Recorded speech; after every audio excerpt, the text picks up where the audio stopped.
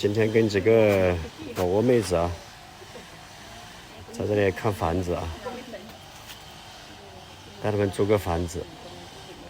这个是老挝的那个出租屋啊，排屋也叫排屋啊。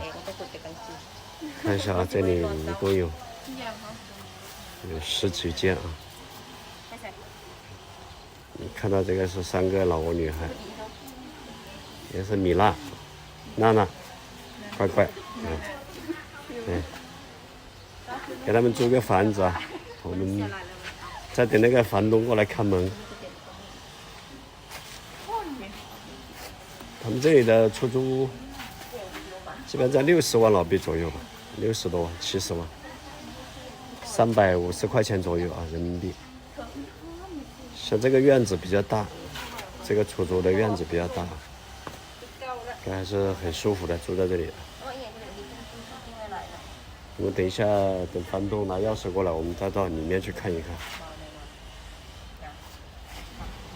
米娜身材可以啊，娜娜身材也蛮好啊。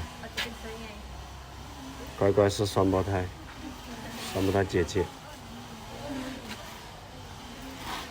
娜娜是昨天来的，包括还听不懂中文。米娜是刚刚来啊。น้อยไม่เดียว。你听得懂？米娜，你会一点点？听不懂啊？米娜可以啊，能啊，一点点啊。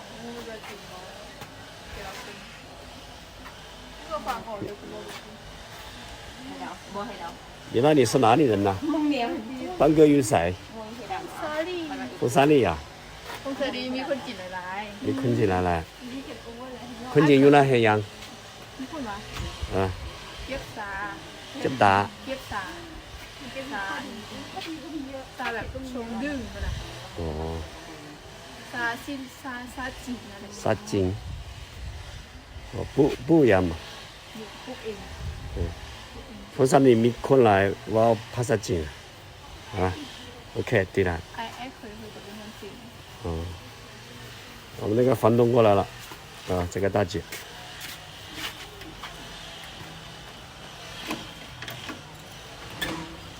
来进去看一下来奔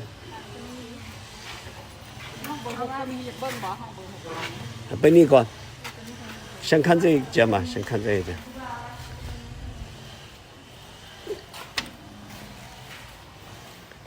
老挝的出租屋就是这样的啊，这种排屋就是这样的。不飞，你啊？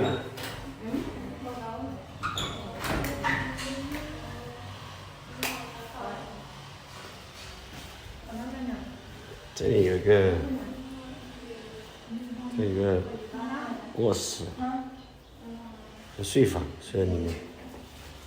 玻璃啊。啊，不好啊，不好，得去找好的，好吧？他这附近没有，那边要到那边去看。不好，好，我说不好，要到别的地方看一下。不好了，到别的地方找找看。好了，没米了。来，我看一下，这个是这厨房，这个是这是这卫生间，比较旧啊，他不喜欢，因为太旧了。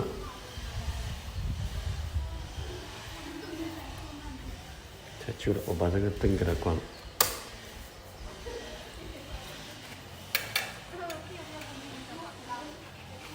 等到另外一间看，那一间昨天才刚搬走啊，我昨天来的。这个都是老挝，他昨天是学生，他告诉我也住在这里，在这边学习。这个是这一间，现在呢，我的呀，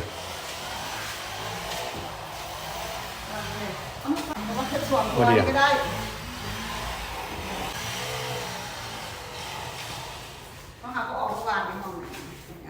那你只要谈的，后年的后ราคานี่เลย 啊， 600,000 ตัวนี้แพงเขา650,000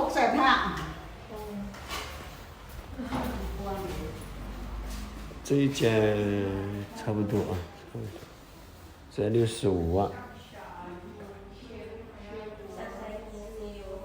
，65万多，400块，380，380，对，来，注意，去65万，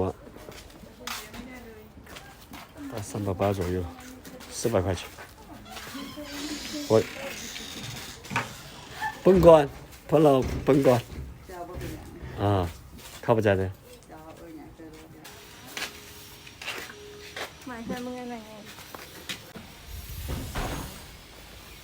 可能是不喜欢这房子，可能是太简陋了。好，我们到去另外一个地方看一下，摆烂了。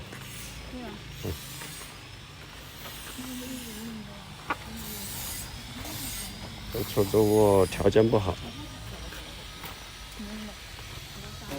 我们又换了个地方，到了这个地方了。看一下， มีใส่อยู่ด้วยกูกันเลย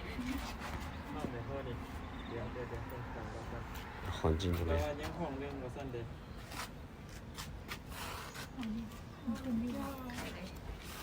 第二个看一下第二个排屋的这个出租房是不是条件好一点？那这个远一点，这距离远一点。 รอเท่าไหร่ฝ่ายเนาะ 现在疫情啊，很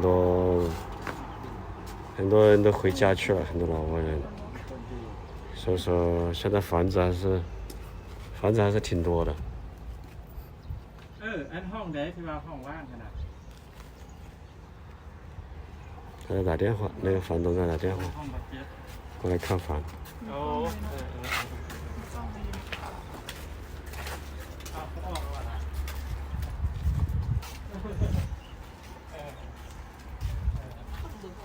แม่นเหรอ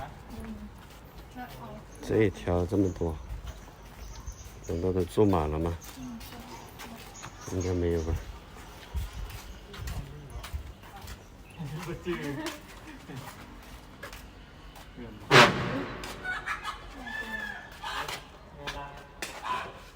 ่นห้องเดียว 给你啊，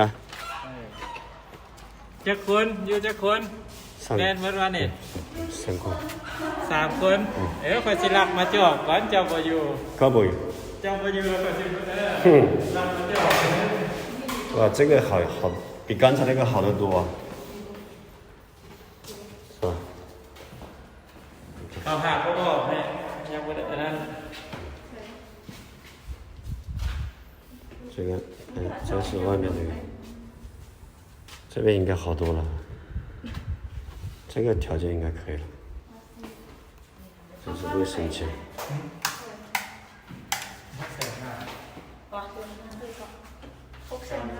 65万， ว่าสิขึ้นบ่ได้เกินเดือนละ ขึ้นกันได้เพราะว่าช่วงโควิด ป นี่ ก แล้วก็ ติมัน800,000ตั้งรถ600,000跟哪来？ ไม่ได้ทำแต่ห้องนี่ 啊，怎么样？这里比那边好一点啊。 อันนี้เขากว่าเขากว่า 好， เขากว่าเขาใส่ดีขึ้นด้วยเหรอ 你这个地方好。 เขากว่า 你烘空调啊？哎。啊， บ่ตกไอ้ 哎呀， ไอ้ 那你没炸烘吧？ ฮะ 没炸烘吧？能烘？ ดึงห้อง3คน 哦，不没烘完了， ไม่ 没让你烘掉了。 ไม่ 他摸没炸烘啊？他摸18ห้อง 400烘。哦， 19 10多间，只有剩下这一间了。现在房子不贵，65万，65万，也就是300-400块钱一个月啊，人民币啊。说这个比刚才那个好多了哈。这里环境也还可以，环境也可以。就住这里吧，住一个这种地方。这里住下算。住那个别墅，这个成本太大了。เอาบ่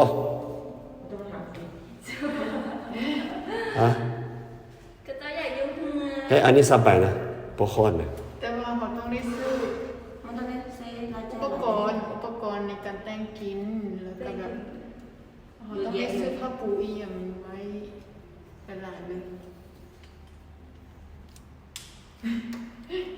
อยู่หน้าคนหลายนอนหน้าพอดี แล้วก็คือกับตัวนี้กับตัวนี้ไปลงไปที่พื้นไปไปลงไปอีกนั่นไป ฮะ เงินก่อน โอเคว่ะ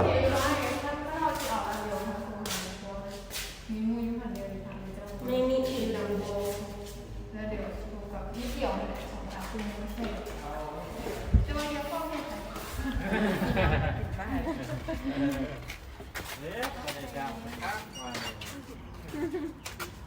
再来啊，再来拖下脚。 เราต้องมา 啊 ก็มาจื้อ เข้าใจเด้อ ก็ออกแค่ข้องเดี๋ยวเป็นข้องไหน 哦，OK， เออ เข้าใจเด้อไอ้ ขอบใจ 先回去了。